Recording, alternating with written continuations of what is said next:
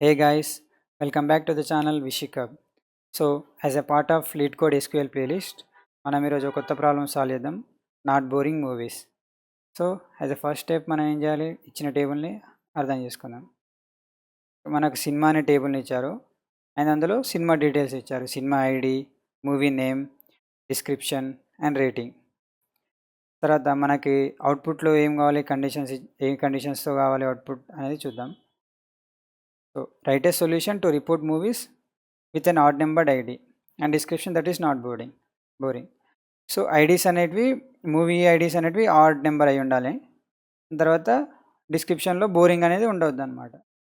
Okay, ఈ రెండు conditions తర్వాత సార్టింగ్ ఆర్డర్ కూడా ఇచ్చారు.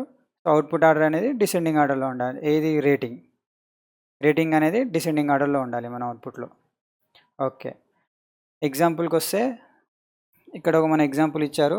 ఇంకా 5 మూవీస్ ఉన్నాయి. 5 మూవీస్కి ఇచ్చిన కండిషన్స్ అప్లై చేసి ఇది వచ్చింది అవుట్పుట్.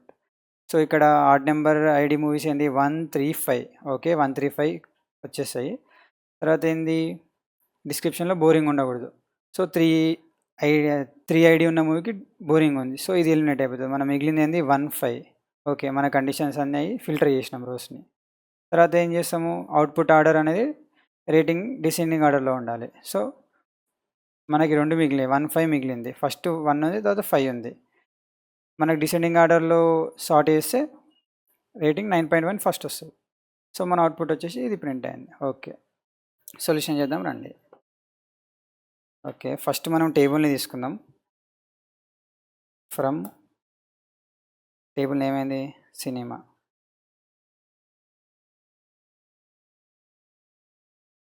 Table name cinema. మనం ఏం చేయాలి, రోస్ని ఫిల్టర్ చేయాలి. ఫిల్టర్ చేయాలంటే వేర్ అనే క్లాస్ని వాడాలి. ఓకే, వేర్ అనే క్లాస్ని వాడినాం. తర్వాత కండిషన్స్ కూడా ఇవ్వాలి కదా. మనకి ఏ కండిషన్స్ కావాలి, ఆడ్ నెంబర్ ఐడీస్ వాడాలి.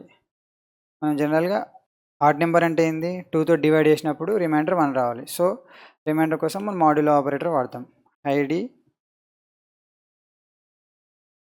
Modulo 2 not equals to 0. And మనకి ఇక్కడ చూసుకుంటే అండ్ ఇచ్చాడు, కేర్ఫుల్గా చూసుకోవాలి. ఆర్ ఇచ్చాడా అండ్ ఇచ్చాడనేది చూసుకోవాలి. అండ్ ఇచ్చాడు కాబట్టి మనం ఇక్కడ లాజికల్ ఆపరేటర్ అండ్ వాడుతున్నాం. And description not equals to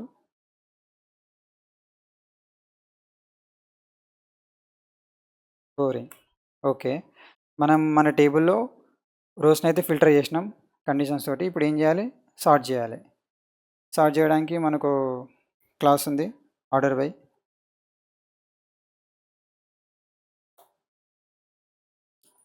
దేన్ని ఆర్డర్లో చేయాలి, రేటింగ్.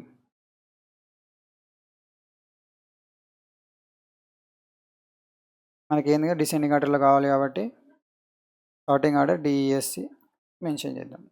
ఓకే, మనం టేబుల్ని అయితే ఫిల్టర్ చేసినాం, సార్ట్ చేసినాం. ఇప్పుడు ప్రింట్ చేయాలి. మనకు అవుట్పుట్లో ఏమేమి కావాలి, అన్నీ కావాలి. సో అన్ని కాలమ్స్ని ప్రింట్ చేస్తాడు. సెలెక్ట్ యాస్ట్రిక్ ఏం చేస్తుంది అంటే టేబుల్లో ఉన్న అన్ని కాలమ్స్ని సెలెక్ట్ చేసి ప్రింట్ చేస్తుంది.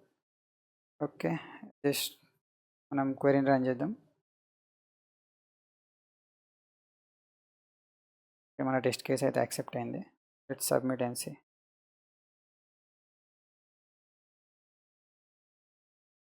ఓకే, మన సొల్యూషన్ కూడా యాక్సెప్ట్ అయింది.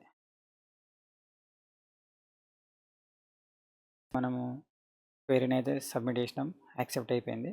ఇంకా కొంచెం క్లారిటీ కోసం మన క్వెరీ డేటాబేస్లో ఎలా వర్క్ అవుతుందో, టేబుల్ని ఎలా ట్రాన్స్ఫార్మ్ చేస్తుందో చూద్దాం.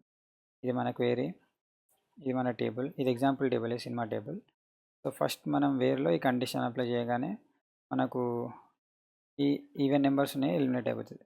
2, 4 ఎలిమినేట్ అయ్యి మన ఏం మిగులుద్ది, ఈ ఆడ్ ఐడి నెంబర్ మూవీస్ మిగులుతాయి.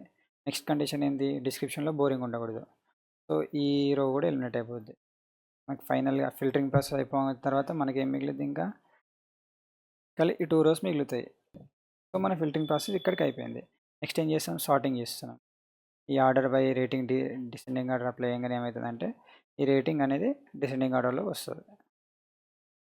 నెక్స్ట్ ఏమైద్ది ఫైనల్గా ఓకే మనకి ఈ టేబుల్ అవుట్పుట్లో వచ్చేస్తుంది. Okay thank you guys.